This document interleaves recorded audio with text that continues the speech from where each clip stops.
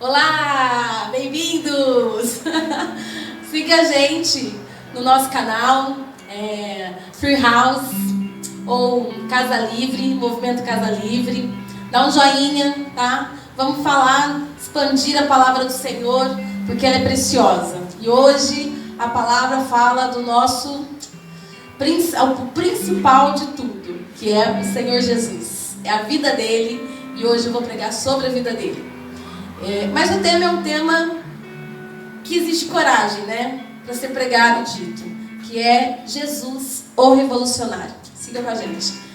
Então, Jesus, o revolucionário. Eu quero pedir perdão para vocês, porque eu não sou acostumada, gente, a pregar com esboço assim, não, tá? Eu treino antes, como eu trabalhei com teatro, contação de história, e hoje eu já trabalhei com formação de professores com arte, né, arte educacional, então tudo para mim é através da arte, então eu tenho que ficar livre, sem esboço. Mas hoje eu trouxe vou ser um pouquinho mais rápido até, eu acho, viu? Como tem dinâmica, não tem nada. E o tema hoje é Jesus revolucionário. Eu quero começar com vocês o seguinte, falar sobre o que é revolucionário. Se você escuta falar a palavra assim, aquela pessoa é revolucionária, o que você pensa? Que palavra vem na sua mente? Agitador. O quê? Agitador, muito bom. Que palavra vem na sua mente? Revolucionário, alguém que marca uma história. Marca uma história. O que vem na sua mente? Então, às vezes uma coisa não muito boa. Não muito boa. O que vem na sua mente, Ju?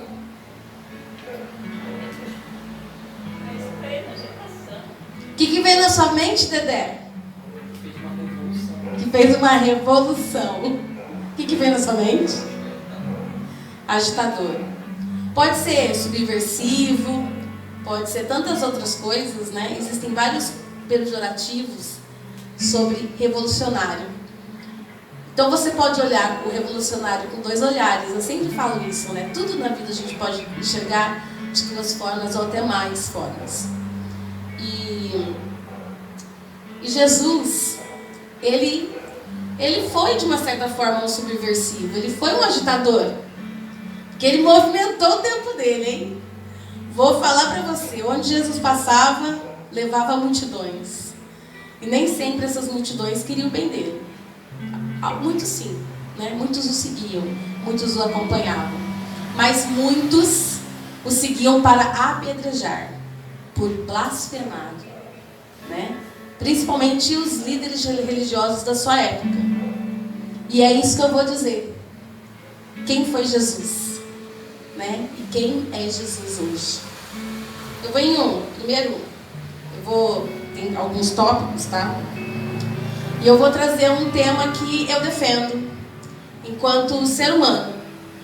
E que eu vejo que dentro das igrejas evangélicas é algo que tem que ser trabalhado muito, mas ainda é um tabu. Que é o feminicídio. Eu sou uma defensora da mulher. Mas não porque eu sou simplesmente feminista, feminazi, como alguns costumam titular. Simplesmente porque eu acredito que Deus me criou assim como Deus criou o homem. E nós somos iguais, porque somos todos criação de Deus. E aí eu venho falar, para começar, para já abrir, já falo de Jesus. Pronto, feminicídio. É louca, né? Feminicídio. Existem alguns estudos no Brasil que apontam que 40% dos feminicídios, quando vão pesquisar, são evangélicos. É um número muito grande. É muito grande. Se você for pensar, é quase metade. Né? E aí eu comecei a pensar, quando eu ouvi esse estudo, eu comecei a pensar assim, gente, é muita coisa. E esse tema é um tema abolido pelas igrejas. Né? Porque falam-se muito em submissão, mas que tipo de submissão a Bíblia traz referente à mulher? E aí eu quero que vocês abram comigo em Marcos 3.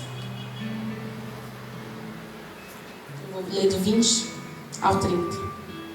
Que é uma passagem, gente, que é uma mulher, tá? E aí é o primeiro Aí vem o primeiro título para vocês. Jesus dentro de uma sociedade patriarcal. Patriarcal é aquela sociedade comandada pelo homem, apenas pelo homem. E aí nós vamos ver como Jesus agiu, né, nessa sociedade extremamente patriarcal, onde a mulher naquele tempo não tinha vez, não tinha voz. Depois, aí Jesus, olha, quer que vocês entendam que tinha uma multidão, tá? Tinha uma multidão, e ali a multidão estava toda eufórica. E aí a gente vai entender por que estava eufórica. O pecado sem perdão, né? Depois entrou numa casa e afluiu outra vez a multidão, de tal modo que nem podiam comer. Quando os seus, escuta isso, os seus, ouviram isso, saíram para o prender. Está falando de quem? De quem está falando? Jesus. Gente, os seus. Você tem noção dos seus? Queriam prender naquele momento de Jesus? Quem eram os seus? Uma família, amigo. Entenderam? Quem eram os seus? Alguns acham que eram os discípulos, outros acham que era estritamente a família de Jesus. Porque naquele momento a família de Jesus o considerou louco, porque ele estava louco. E eles diziam, para. Eu acho que era isso, não era, gente? Para, eu quero prender, sabe assim? Eu acreditava que Jesus estava tão louco que eles queriam prender Jesus. Porque diziam, ele está fora de si. Então já pensou a família de Jesus dizer para Jesus que irá prender ele porque ele está fora de si, está louco. Não foi qualquer um que disseram isso. Foi para quem? Para quem, gente? Aquele que a gente prega e que diz que é o perfeito e que nos salvou. Nos salvou. Para esse. Quem é, meu amor? Muito bom, Giovana. Jesus. Isso mesmo. Quem é, Giovana? Fala de novo. Jesus. E os escribas que tinham descido de Jerusalém diziam, ele está possesso de Beelzebu. Quantos alguns já sofreram preconceito ou te humilharam em algum momento porque se achavam porque eram superiores religiosamente,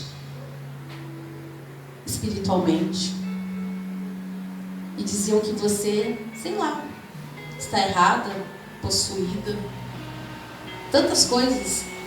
E vou dizer para você que até para Jesus foi dito isso. Texto polêmico. Fabiane. E é pelo príncipe dos demônios que expulsa os demônios. Ó, sabe o que estava dizendo? Que é pelo príncipe, pelo diabo, que ele estava expulsando os demônios.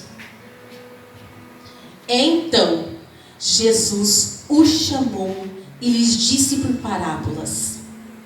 Como Jesus era sábio, né? Vamos falar para ele, ó, presta atenção. Como pode Satanás expulsar Satanás? Ali ele acabou de dizer, fique no teu lugar, porque eu não estou em nome de Satanás. Se eu tenho esse poder, é porque eu vou te salvar. Pois, se o reino se dividir contra si mesmo, tal reino não pode subsistir. Se o demônio expulsa o demônio, então o inferno existe. Então os demônios não existem. Ou se a casa se dividir contra si mesma, tal casa não poderá subsistir. E se Satanás se tem levantado contra si mesmo e está dividido, tão pouco ele pode subsistir. Antes tem fim. Então, se você está dizendo que eu vim em nome de Satanás, estou expulsando Satanás, então ele não existe. Porque não existe algo que consiga expulsar ele mesmo, está dividido? Ou entra ou sai? Pois ninguém pode entrar na casa do valente e roubar-lhes os bens, se primeiro não amarrar o valente.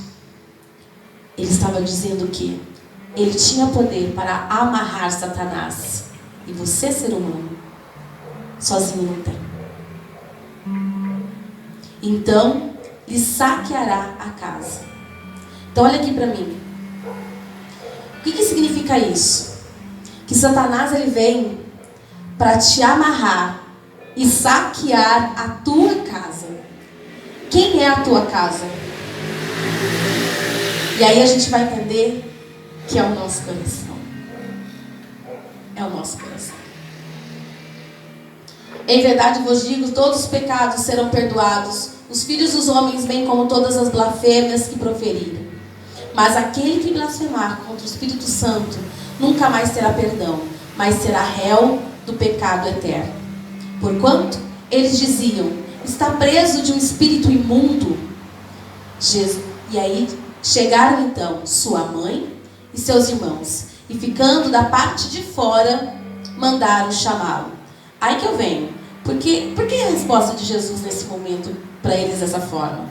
Será que é porque eles estavam querendo prender Jesus e dizer que ele era louco? Porque olha a resposta de Jesus. E a multidão estava sentada ao redor dele e disseram-lhes, eis que a tua mãe e teus irmãos estão lá fora e te procuram. Respondeu-lhe Jesus dizendo, quem é a minha mãe e meus irmãos? E olhando em redor para os que estavam sentados à roda de si, disse, eis aqui minha mãe e meus irmãos. Vão parar aí. Ele não disse pai. O que ele disse aqui? Irmãos, quando fala irmãos, não é...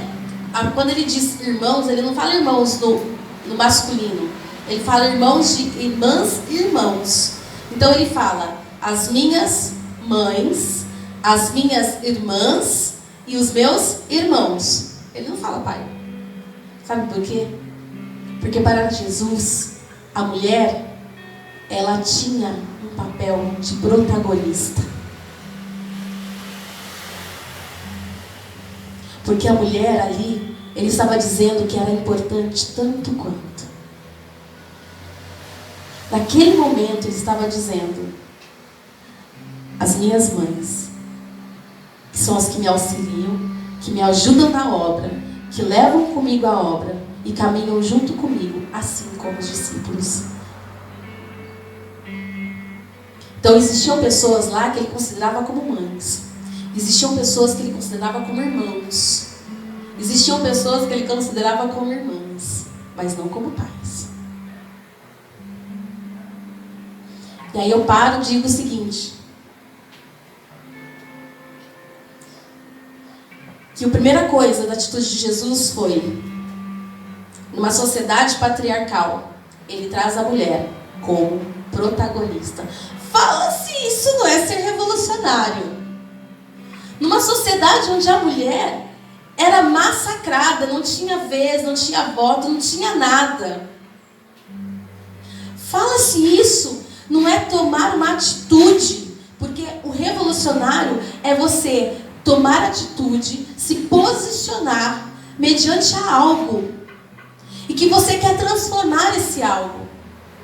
Nesse momento ele estava falando com uma sociedade patriarcal, não era com uma sociedade aqui. Então imagine ele falar, ó, minhas mães, irmãos e irmãs. Você acha que na hora, quem estava lá de homem não falou, e os pais? Gente, era uma sociedade patriarcal. E os homens sendo excluídos nessa hora? Jesus, o revolucionário. E aí eu venho trazer uma coisa para vocês. Eu sou professora. E o livro, antigamente, agora eu vou falar sobre o segundo ponto que a gente encontra em Jesus como o revolucionário. Que é Jesus numa sociedade adultocêntrica. Sabe por isso? Onde o adulto é o centro. E a criança é excluída. Jesus, numa sociedade onde a criança não era valorizada. Ela não poderia ser criança. E ela era excluída de todos os ambientes, né? E aí a gente vai encontrar isso na Bíblia. Então Jesus nessa sociedade que era adultocêntrica. E aí quando eu comecei a pesquisar, eu falei assim, então, né? Eu lembrei dos livros, gente, porque os livros, há muito tempo atrás, não existiam livros infantis. Os clássicos que nós contamos, um exemplo, assim, Cinderela, é tenebroso. E as crianças escutavam isso. Então, as histórias para as crianças eram tenebrosas. Com o tempo, foi mudando o quê? O olhar. Foram começando a criar fábulas. E as fábulas foram mudando. Foram criando textos para crianças, livros com imagens. Né? A criança foi tendo vez na literatura. Porque ela não tinha literatura para ela. E aí, eu pego o seguinte. Em Mateus 19:14. Numa sociedade adultocêntrica, onde a criança não poderia falar quando o adulto estivesse falando, não poderia adentrar no templo onde os adultos estavam, né? Onde não poderia chegar nem perto de Jesus, porque criança não pode chegar perto de Jesus. Aí Jesus, né, quando os discípulos tentam tirar as crianças, o que Jesus fala?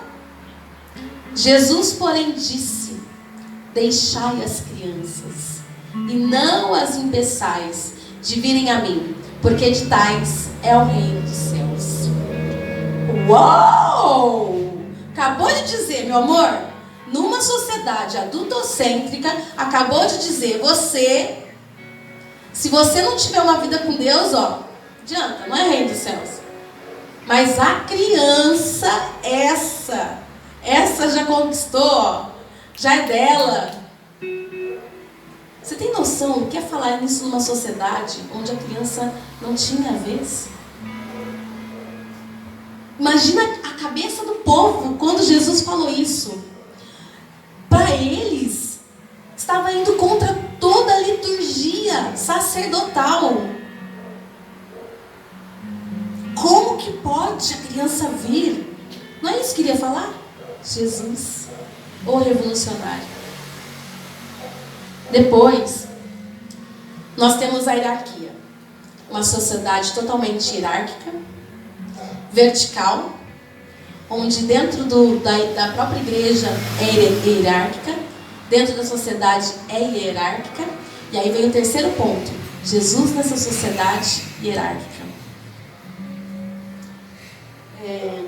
Mas antes da gente entrar, eu quero dizer assim, na sociedade adultocêntrica, que o reino de Deus é das crianças. E agora, imagina, gente, acabou a hierarquia aí, né? Porque a criança é o menor. Pronto, a criança já recebe. Acabou, para início de conversa, aí já acabou a hierarquia, não existia mais hierarquia. Como que é criança? E eu aqui, sacerdote, eu sou o santo, eu sou o consagrado. E aí dentro dessa sociedade, Mateus 22:37.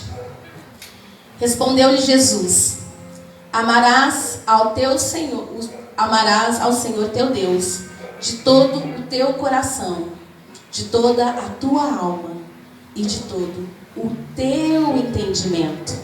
Não fala agora entendimento da igreja tal, nem de Filipenses, nem de Colossenses. Fala do teu entendimento. Aí eu vim a história do protestantismo. Meus amores, nós evangélicos viemos de uma história de protestante. Sabe o que é isso? O que é o protestantismo? É você universalizar a palavra de Deus. É você ter acesso à Bíblia. É você ler a Bíblia. É você poder ter o seu e o teu entendimento. Você tira isso das mãos de um único sacerdote. Você tira das mãos da igreja. Porque agora a igreja é você. Porque o que o Espírito de Deus, Santo de Deus, quer falar para você, não é às vezes para o outro. Porque nós somos criados de forma única. E sabe o que significa isso? Por que nós temos várias igrejas, Nazareno, Batista, Assembleia e etc.? É porque o protestantismo foi fundado, o fundamento da universalidade. Significa que o teu entendimento, então o meu entendimento é diferente do outro, é diferente do outro. E por que existem várias igrejas? Porque esse foi o fundamento. Tudo começou. E aí, quando ele fala o teu coração, gente, o que ele está dizendo? Que não é numa casa, não é aqui onde nós estamos, não é simplesmente dentro de uma igreja. Deus não está aprisionado e nem escondido dentro de uma igreja. Ele está todos os dias da tua vida no teu coração. Ele está te dando a liberdade de ler, entender, orar. E sabe o que significa isso? Quando Ele nos salvou, Ele deu a ligação direta com Deus. Eu não preciso de ninguém para ter essa ligação direta com Deus.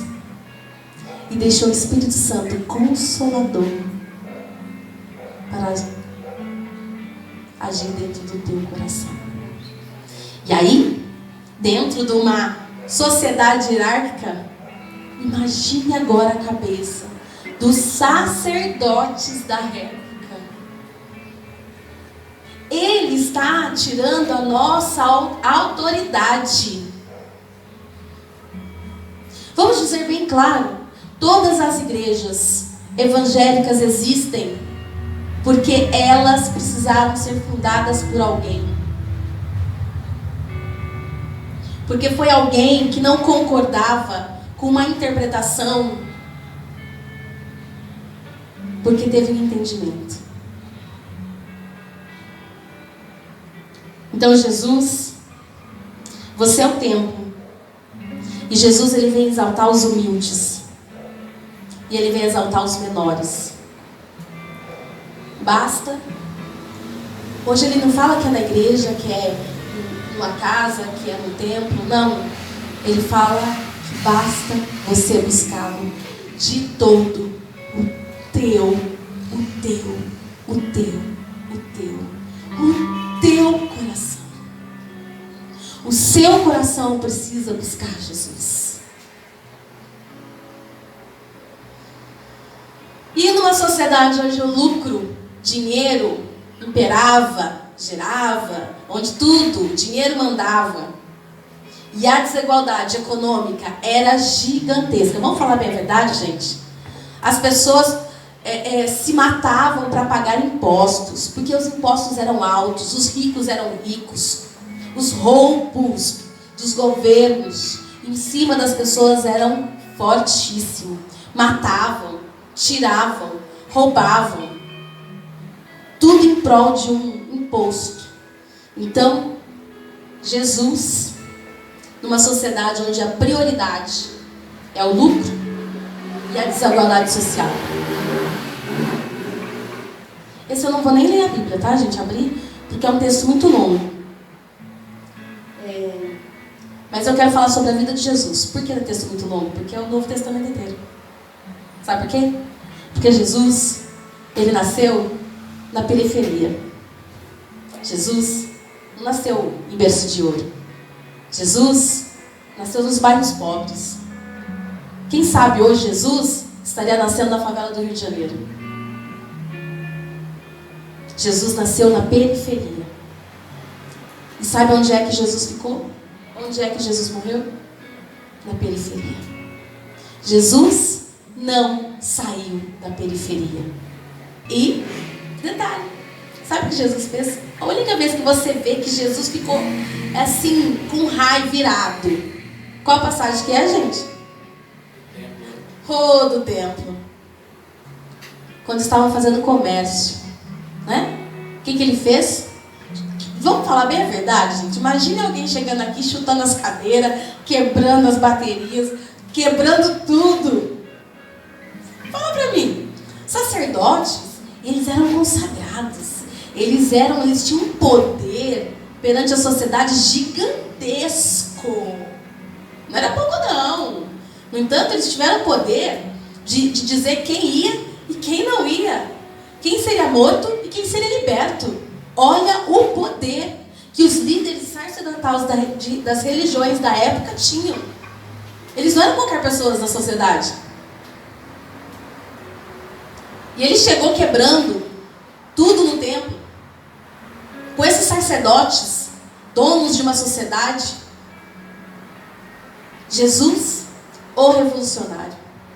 Se alguém pobre da favela do Rio de Janeiro chegasse numa igreja grande, não vou falar não, mas pensa numa igreja grande aí, chegasse quebrando tudo porque ela só prega dinheiro, porque para você ser rico, porque para você ter dinheiro, para você ter um emprego, porque é só testemunho sobre dinheiro, dinheiro, dinheiro. Quando Jesus nasceu e morreu na periferia, não morreu rico, cheio de grana, não, de dinheiro. Ele morreu sem dinheiro. Imagina, Jesus, porque hoje, alguns líderes dentro do nosso Brasil comandam isso. E de qualquer forma, e são poderosos. Estou errada? São poderosos. Imagine Jesus nesses poderosos chegando, chutando tudo. Nada favelinha do Rio de Janeiro. Ou aqui, sabe? Aqui, ó. Não, a gente mora aqui inventando, por favor. Imaginou? Imaginou eu lá? Imaginou você? Chega lá arrebentando tudo. O que acontece com você? Você sai preso. Você sai preso. Certo?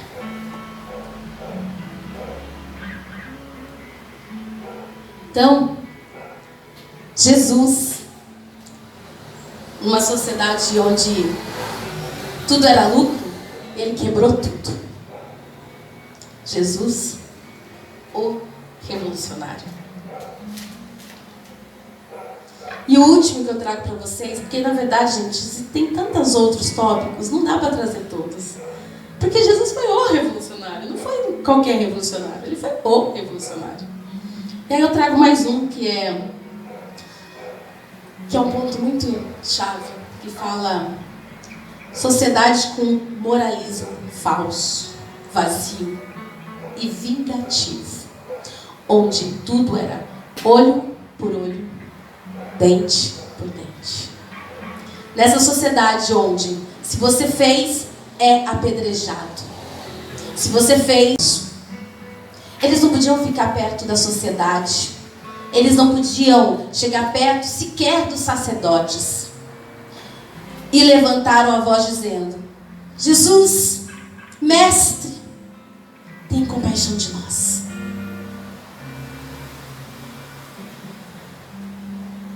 Hoje nós somos os leprosos.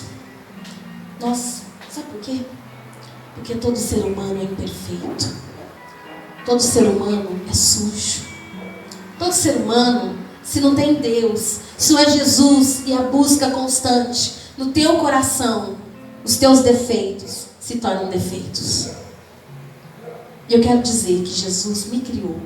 Jesus te criou. Nós somos criação e obra-prima de Deus. Ele te fez do jeitinho que você é. Não sabe esses defeitos? Ele te fez assim. Mas sabe o que Ele quer?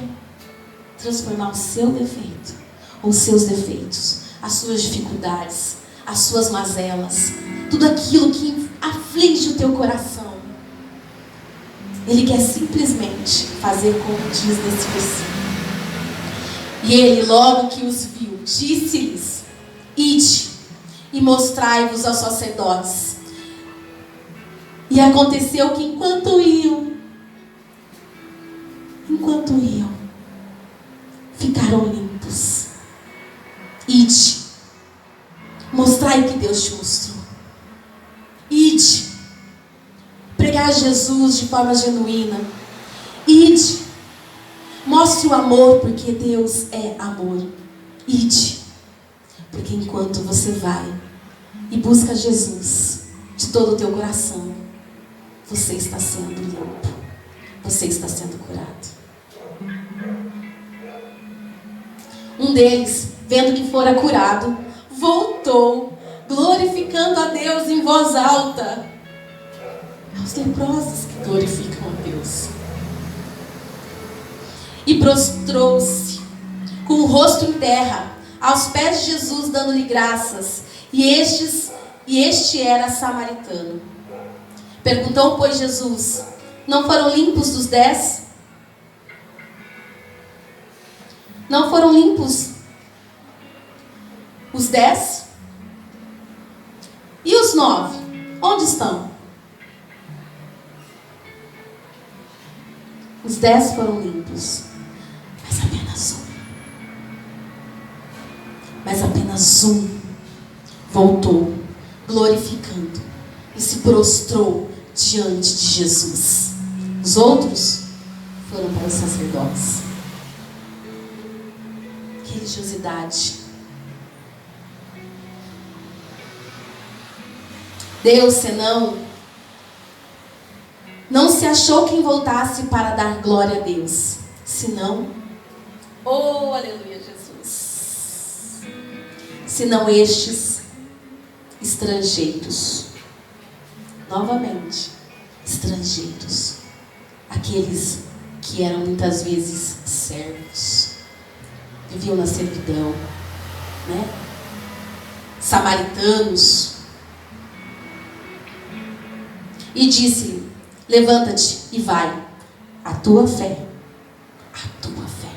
te salvou. Por tudo isso, Jesus revolucionário, por tudo isso, por trazer a mulher como protagonista, olhar novo, um olhar novo para a criança, equidade econômica e social, não pregar o dinheiro, pregar o amor, não humilhar o diferente, amar o inimigo, liberdade direta com Deus, não a hipocrisia dos líderes religiosos, não estimular a vingança, estimular o amor, não querer riquezas, dizer que os dízimos eram para ser doados a viúvas, não apedrejar a mulher e amar o inimigo. Sim, Jesus amou o guarda que cortou a sua orelha. Ele amou com atitudes daquela sociedade vingativa. Amou o seu inimigo. Por tudo isso, sabe o que aconteceu com Jesus? Ele foi preso, torturado, aniquilado, executado e assassinado.